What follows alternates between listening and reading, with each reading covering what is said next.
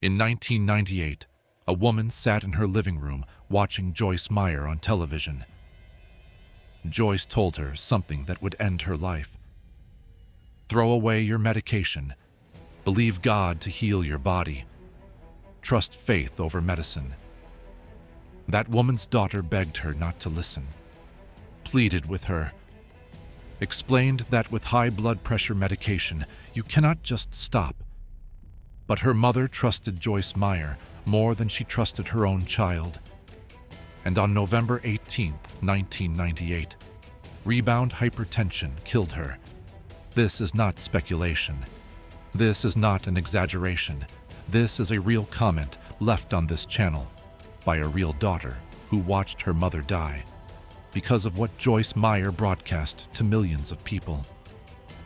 The comment reads, and I quote, "After Joyce broadcast that you need to throw away your medications and believe God to heal your body, I implored my mom that with high blood pressure meds, you cannot do that. Rebound hypertension killed my mom November 18, 1998. End quote. That daughter has lived with this for over 25 years, and what makes this worse is that Joyce Meyer has never retracted that teaching, never apologized, never acknowledged that her words have a body count. So today, we need to talk about what happens when a televangelist with a $23,000 toilet tells sick people to throw away their medicine. To understand how dangerous this teaching is, you need to understand what rebound hypertension actually does to the human body. When someone takes blood pressure medication for an extended period, their body adjusts to that medication. The cardiovascular system recalibrates. It expects that chemical intervention. The blood vessels, the heart, the entire circulatory system adapts to function with that medication present. When you suddenly remove it, you do not simply return to your previous blood pressure levels. Your blood pressure spikes dramatically higher than it was before you ever started treatment. This is called rebound hypertension, and it can cause stroke, heart attack, organ damage, and sudden death within hours or days of stopping medication. This is not controversial medicine. This is not some fringe medical opinion. This is basic pharmacology that any first-year medical student learns in their first semester. Every medication bottle for blood pressure drugs carries a warning not to stop taking them suddenly. Every doctor who prescribes these medications tells patients to never discontinue without medical supervision. And Joyce Meyer, with no medical training whatsoever, told millions of Christians to ignore this reality and trust God instead. The broadcast where Joyce made these statements was not a one-time slip of the tongue.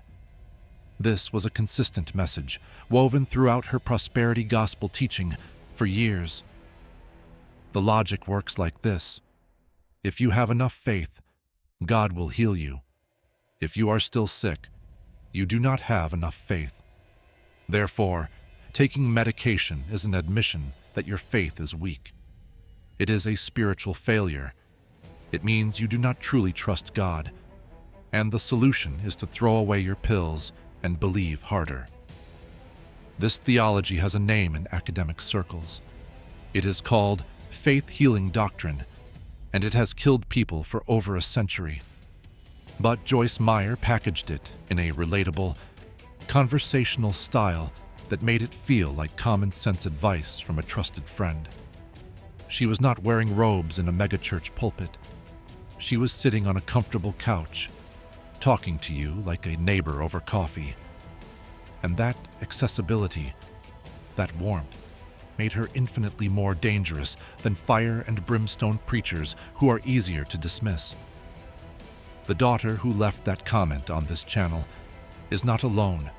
Medical journals have documented dozens of cases where patients stopped taking essential medication after exposure to faith-healing teachings.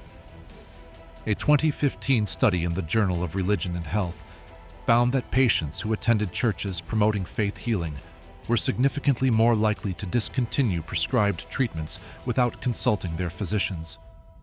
The researchers specifically called it a public health concern that needed to be addressed. But nothing has changed. When these broadcasts continue, these teachings spread, and more people make decisions about their health based on what they hear from televangelists. And while people were dying from Joyce Meyer's teachings, where was Joyce Meyer living?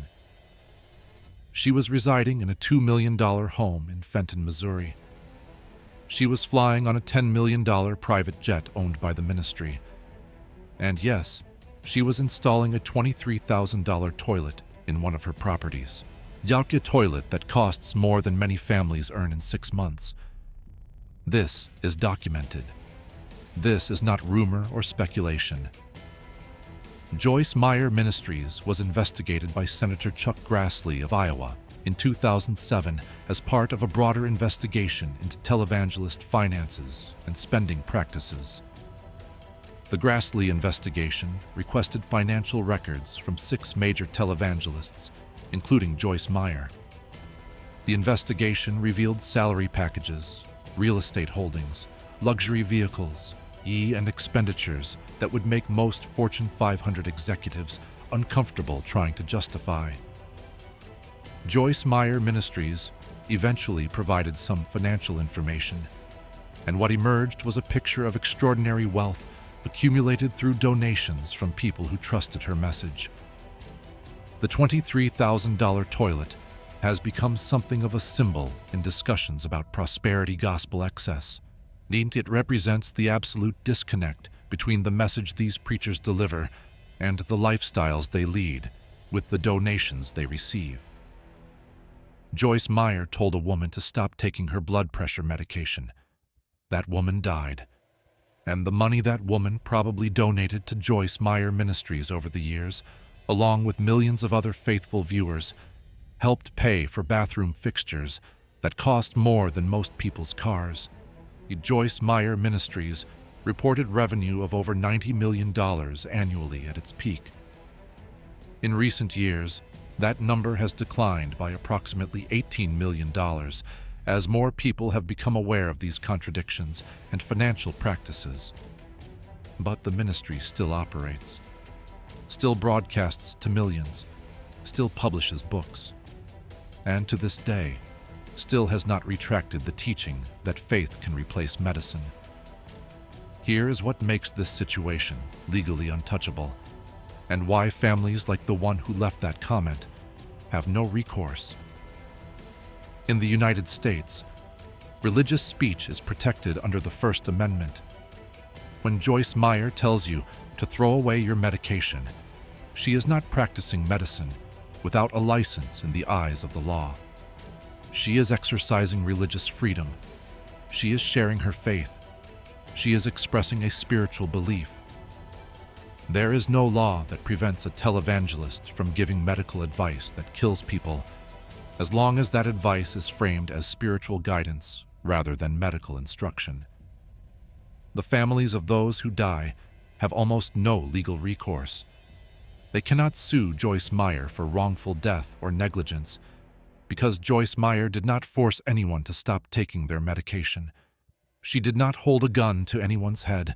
She simply suggested it, recommended it, encouraged it, as a matter of faith and trust in God. And that legal distinction has protected faith healers in American courts for generations. This legal shield has allowed preventable tragedies to compound over decades.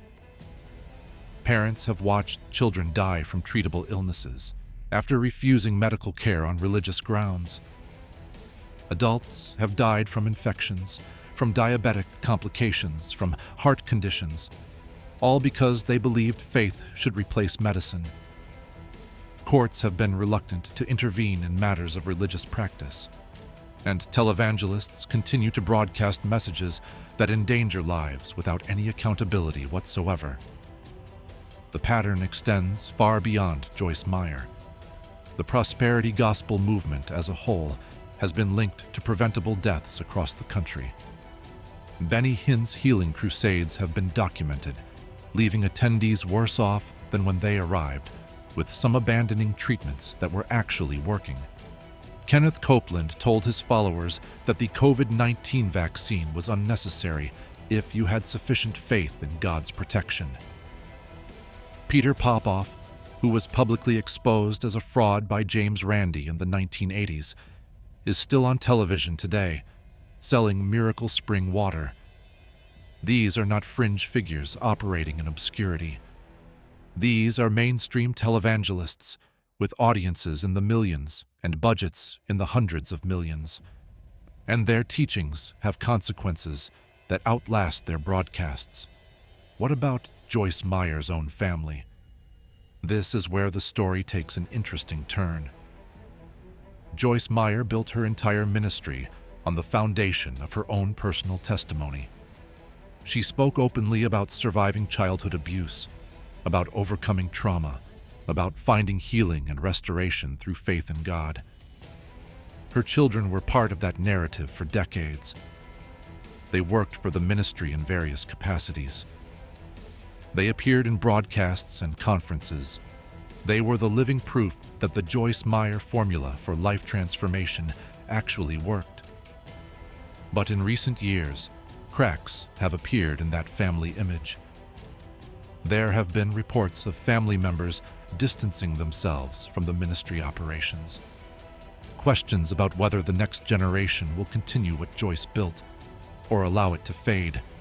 The same family unity that Joyce used to sell her message of healing and restoration may not be as solid as her audience was led to believe for all those years. None of this brings back the woman who died on November 18, 1998. Her daughter still carries that grief more than a quarter century later. She still remembers begging her mother not to listen to what Joyce Meyer was saying. She still knows that her mother chose Joyce Meyer's words over her own child's desperate pleading, and she still sees Joyce Meyer on television, living in luxury, selling books, speaking at conferences, never once acknowledging the harm her teachings have caused to real families. When someone dies because they trusted your words more than their doctor, that is not faith. That is not ministry. That is not helping people. That is influence without accountability. It is power without responsibility. It is wealth built on the donations of people who trusted you with their spiritual lives, and sometimes with their actual lives. And until we are willing to talk honestly about the body count of the prosperity gospel, more people will die trusting televangelists who have no medical training, no accountability, and no consequences for the harm they cause. Joyce Meyer has built a media empire worth hundreds of millions of dollars. She has written dozens of best-selling books about overcoming adversity and living your best life now. There was a woman who took her at her. There was a woman who took her at her word, who believed that faith could replace medicine, who trusted a television personality more than her own daughter. That woman is dead. And Joyce Meyer has never said her name, has never acknowledged her story, has never apologized to her family. If this video helped you understand the real cost of prosperity gospel teaching, consider subscribing. I cover stories like this every week because the only way to hold these ministries accountable is to keep documenting what they do and who they hurt. The woman who left that comment deserves to have her mother's story told. She deserves to know that someone heard her. And maybe, if enough people hear this story, the next person who watches Joyce Meyer will think twice before throwing away their medication and trusting their life to someone who has never faced a single consequence for the lives her words have cost.